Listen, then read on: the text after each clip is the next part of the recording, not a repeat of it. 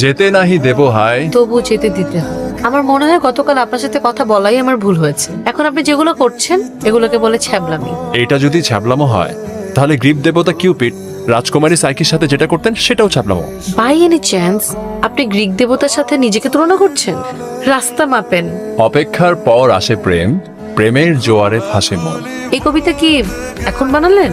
বাবা, এই বিরল প্রতিভা নিয়ে স্টেশনের প্ল্যাটফর্মে কি করেন? খই ভাজি। আপনার নাম? নাম দিয়ে কি আসে যায়?